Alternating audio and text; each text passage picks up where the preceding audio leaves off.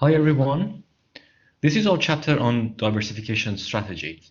It is quite important that you have the concepts and the frameworks we talked about in the vertical integration chapter, mainly with regard to the transaction cost theory framework in mind, as we are moving forward with the corporate strategy topics such as diversification. So let me put that slides full screen and we can move forward. Okay, so the outline here is about the basic issues in diversification, motives for diversification. How is it that businesses think about establishing and maintaining competitive advantage using diversification? How is it that we can relate diversification and performance and different types of diversification? Well, the core questions in corporate strategy with regard to diversification are the following. Is it better to be specialized or to be diversified? What are the key drivers in diversification? Is it better to diversify by internalizing new activities or by establishing market contracts and outsourcing for our diversification? What type of diversification then is more profitable? Let's take an example. Imagine an existing and specialized business that is seeking for growth opportunities. Opportunities might arise from diversifying either products or markets or both. Making new products suggests that the firm feels what we call a technology gap. This means developing new technology. On the other hand, selling products into new markets or to new market segments requires the business to feel what we call a market gap. This time we need to develop the knowledge of a new market. This is what we call the Ansoff matrix. So Ansoff had a reflection on different possibilities and opportunities for growth for businesses. So what we see here is that what we are seeing in that framework is that we have existing products, existing markets, new markets, or new products. And we are trying to figure out here is about finding the best strategic path and what are the best priorities for businesses when they are seeking for opportunities for growth. And we have to think about in terms of probability of success, of risk and resources required, so resource commitment. So from Ansoff perspective, when a business is specialized and is seeking opportunities for growth, the best and the first choice is still to stay in its existing segments and to further penetrate that existing market as much as possible, using and developing and selling their existing products. As a second choice, so still in terms of the probability of success of the amount of risk that the business would take and and resource commitment, the best second choice would be first for the business that is specialized to go and fill the market gap. As a third choice only, Ansoff suggests businesses to develop new products and fill a technology gap, still in terms of the probability of success and risk. And diversification should, from Ansoff perspective, remains the last choice. And one of the justifications here is that diversification is a quite risky business, and we know from the past that there are high risks of up to 80% of failure in diversification. We have to recognize we have two different types of diversification. The first type is called related diversification. And this happens when a firm develops or sells new but related products and related still to its existing products, activities, resources, and industry. We also have this second type, which is called unrelated diversification. This is when businesses diversify and enter into absolutely unrelated industries to their existing ones. We have to note right now that diversification mainly takes place using the approach of acquisitions, as the example that we have seen together about Kering and Puma. Diversification by large companies during the most of the previous century was mainly driven by two objectives: growth and risk reduction. Story of diversification. In the 60s, we had the emergence of a new corporate form that was called the conglomerate. This is about a highly diversified company assembled from multiple unrelated acquisitions. In these diversified firms, senior management no longer needed industry-specific knowledge and experience. Rather, they needed insights into mainly financial management and strategic management techniques. But the dominant trend of the past 2 decades is rather refocusing on core businesses. All of these businesses mentioned here have all divested from a host of different businesses. Philip Morris, now called Altria Group, Philips, the Netherlands-based electrical and electronics company, but also General Mills. Here are some examples. During the 80s, Exxon diversified into copper, coal mining, electric motors, and computers, but also office equipment. RJR Nabisco transformed itself from a tobacco company into a diversified consumer products company. But in all of these cases, diversification mainly destroyed shareholder value, so profits, and refocusing followed. And here we are seeing the merger between Nabisco Brands and R.J. Reynolds Tobacco Company through their acquisition by KKR back in the late 80s, and then the breakup of KKR into two separate entities. So this shift from diversification to refocusing during the past century was the outcome of a growing commitment of corporate managers to the goal of creating shareholder value. The main driver of this shift has been a reordering of corporate goals from growth to profitability. What are the motives for diversification? Diminishing growth opportunities in the current market, reducing risk, excess of resource. We know that, for instance, Carrefour diversified into financial services and consumption loans because they happen to have a massive available cash from the sales of their products on the shelves, because they paid suppliers with a kind of 1 to 3 months time space. So all this excess of resource in terms of cash helped the business to diversify and to use that resource efficiently. And the next motive is about resources with multiple use. This is how big using their capabilities and resources in plastic injection. They used that resource and they entered a new market and they competed with Gillette for instance, in the area of disposable razors.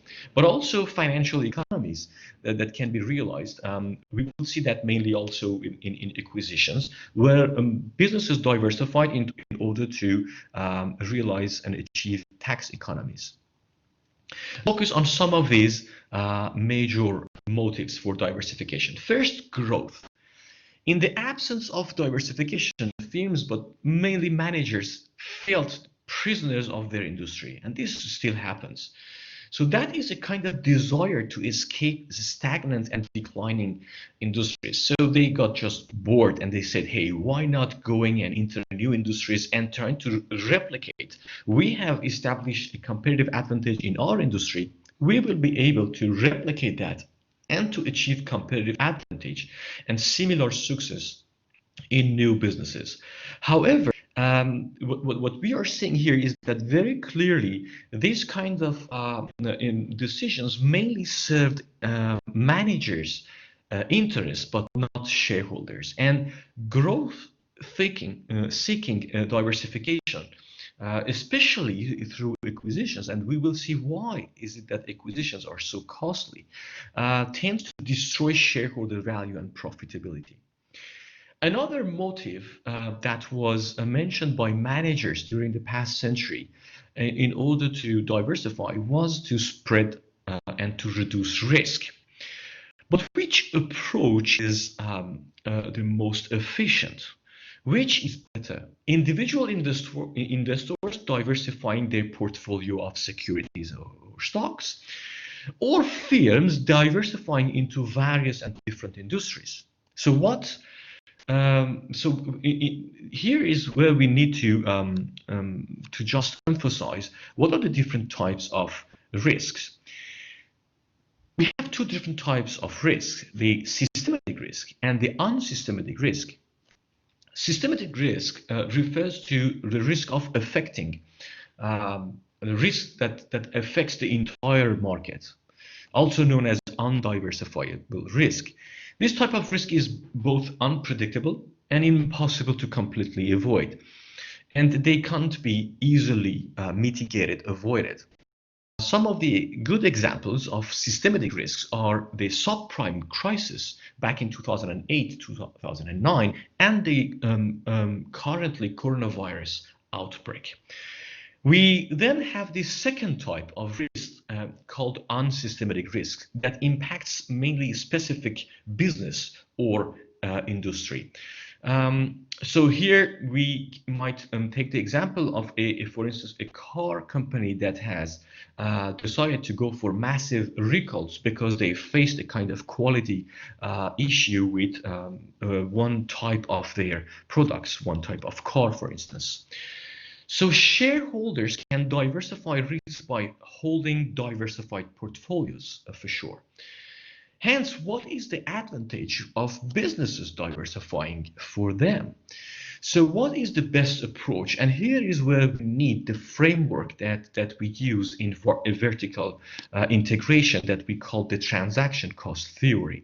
In fact, so the only possible advantage could be if firms can diversify into various industries at a lower cost of individual investors diversifying their portfolio of stock.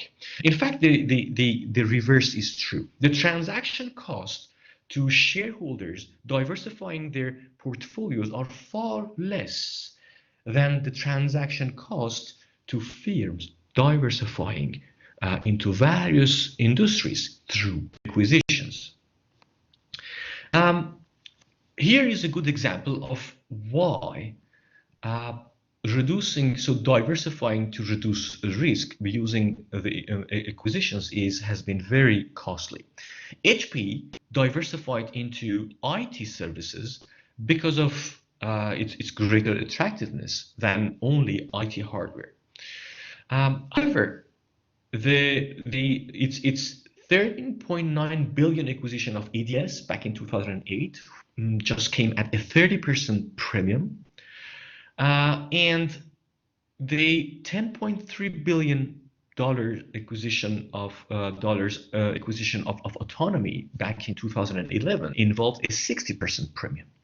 HP had subsequently to take write-offs of $16 billion against the balance sheet values of these two companies.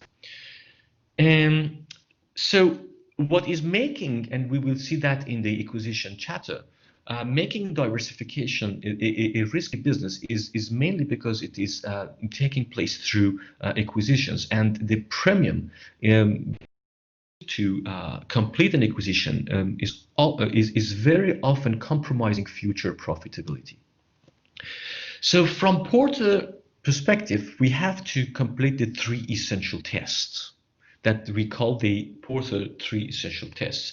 So the first test that in order to ensure we create shareholder value through diversification is called the attractiveness test. Diversification must only be directed toward profitable industries.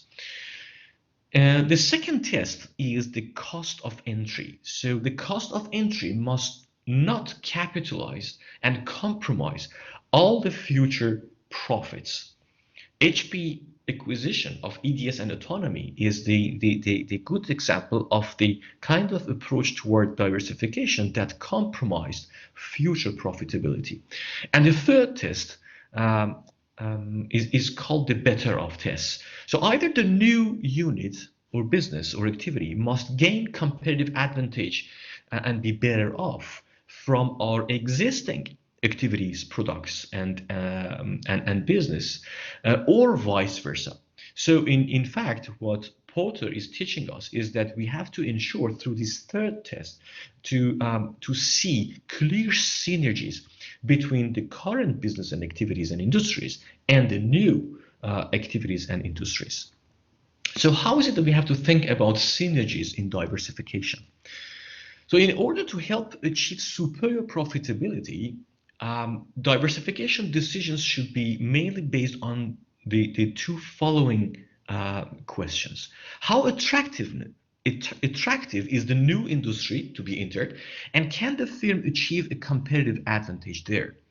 This leads into exploring linkages between different businesses within the diversified firm, a phenomenon often referred to as synergy. Synergy is derived from the Greek word synergos, which means working together. The most general argument concerning the benefits of diversification is about the presence of economies of scope in common resources. Economies of scope exist when using a resource across multiple businesses uses less of that resource than when activities are carried out separately. Economies of scope exist for quite similar reasons as what we refer to as economies of scale. However, there is a key difference. Economies of scale relate to cost economies from increasing output of product, while economies of scope are cost economies from increasing the output of multiple products. Let's take a few examples. First, economies of scope can be achieved through the use of tangible resources across different product lines. Procter & Gamble is the perfect example in this area. They produce hundreds of hygiene and detergent related products, from razors to toothpaste. So the company can afford, for instance, hiring expensive graphic designers and marketing experts who can use their skills and know-how across all of the company's product lines and adding value to each single of these businesses. Economies of scope can also be achieved through using intangible resources. One good example is Starbucks. They have extended their brand into ice cream, packaged cold drinks, home espresso machines, but also audio CDs and ebooks. So exploiting a strong brand across additional products is called brand extension. We can also establish and achieve economies of scope by using organizational capabilities across different product lines. And LVMH is a good example. They use their distinctive capabilities in design, market analysis, advertising and promotion, but also retail management and craftsmanship through their many different divisions. We also can, as a fourth example, achieve economies of scope by using management capabilities across different and multiple product lines. This happens at General Electric, that historically they use these core capabilities in management so the management capabilities to motivate to develop managers in the area of strategic and financial management. But this also applies to Berkshire Hathaway. But then we have a main question. Should diversification be integrated within the firm or managed through market contracts and outsourcing?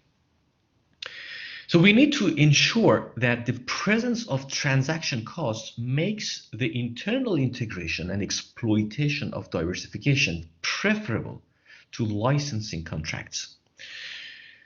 How is it that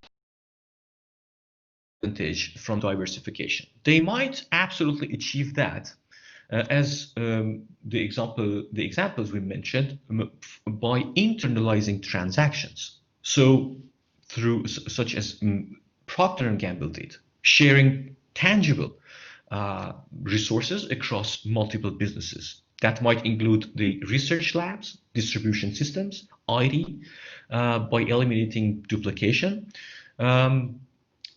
But we can also, as we saw with the examples of LVMH and GE, leverage management and organizational capabilities internally.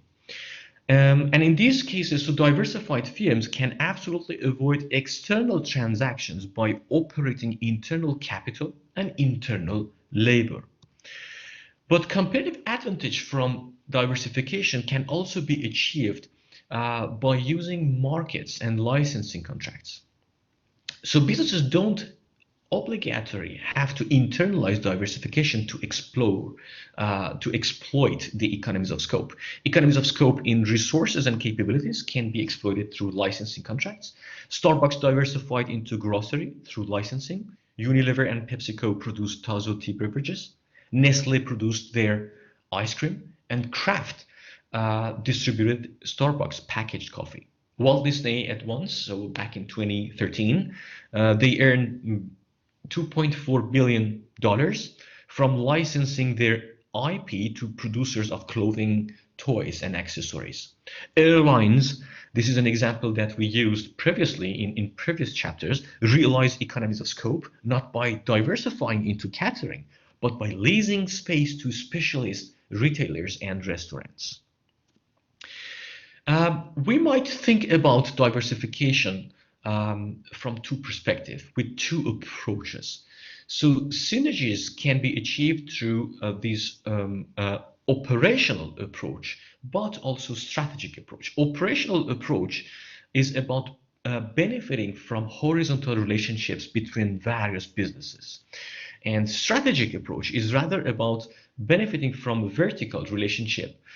So here synergies at the corporate level is applied through the existence of strategic commonalities and similarities among different businesses of a given business. What about performance?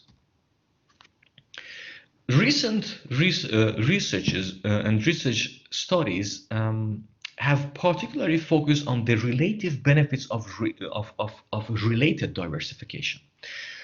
Researchers generally found limited diversifiers would outperform both firms that remain purely specialized in one area, but also those that have extensively and diversified through unrelated diversification. As a result, we can have this U-shape, inverted U-shape relationship between diversification and performance.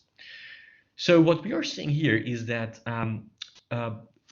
businesses, when they start their move from being specialized toward becoming extensively diversified, would increase value and performance up to a certain point.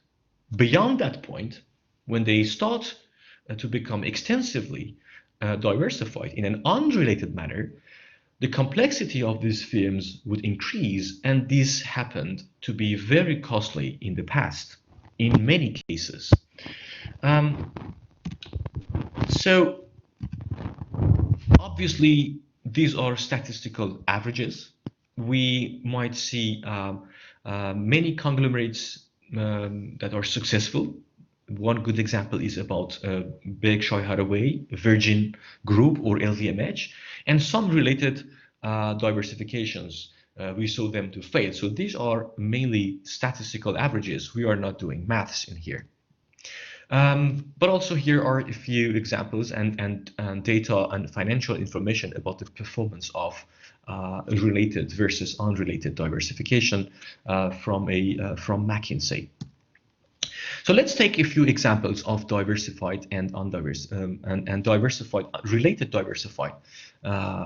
diversification and unrelated diversification. Let's start with related diversification examples. 3M. So they expanded from sandpaper into over 55,000 industrial, office, medical, and household products. And when we asked the 3M managers, is 3M a conglomerate? They said, certainly not. So what we are seeing here is that they leveraged and used their core skills, core competencies in adhesives, and they expanded and entered new industries, still using their core skills and their core capabilities. Another good example that we talked about in the resource and capability chapter is about Microsoft. This is still a business that was able to renew competitive advantage over time, but still core capabilities in building software, marketing, and partnering capabilities to expand from operating systems into application software, into internet services, into gaming, enterprise services, cloud computing, but also artificial intelligence. Apple is another example of a business that diversified in a related manner. So their ability to combine hardware, software, ergonomics, and aesthetics, they created products with superior functionality, design, and ease of use. This is how they expanded from computers and notebook computers into MP3, mobile devices such as smartphones, tablets, but also into Apple Watch. NVIDIA is another great example of a business that renewed competitive advantage, used their core capabilities in graphics technologies, in order to enter various areas such as professional design workstations, mobile processing, data centers, artificial intelligence. Let's now take the example of unrelated diversification businesses or conglomerates. Berkshire Hathaway is a good example of a very diversified and a business. So they have activities in insurance, energy, manufacturing, retail, media, and services. So Berkshire Hathaway is definitely a conglomerate made up of unrelated businesses. But despite this diversity, all these businesses have been selected on the basis of their ability to benefit from the unique style of the corporate management capabilities of its chairman, Warren Buffett, but also the vice chairman, Charles Munger. LVMH is another example of a successful conglomerate. So this is the world's biggest and most diversified supplier of branded luxury products. Their distinctive capability is in the management of luxury brands. There are 5 aspects to their strategy: product quality, innovation, image, craftsmanship, production processes, and risk tolerance. The long-term success is achieved through artistic creativity, technological innovation, product excellence with much attention to detail. The dominant logic at LVMH extends beyond only brand management capabilities and deployed in the marketing of luxury goods into a corporate identity. And this is formed by the common cultural trunk based on the permanent search for quality of their products. Virgin, they are present in the airline, mobile, hotels, so leisure, finance, and drinks. Yet they share certain strategic similarities.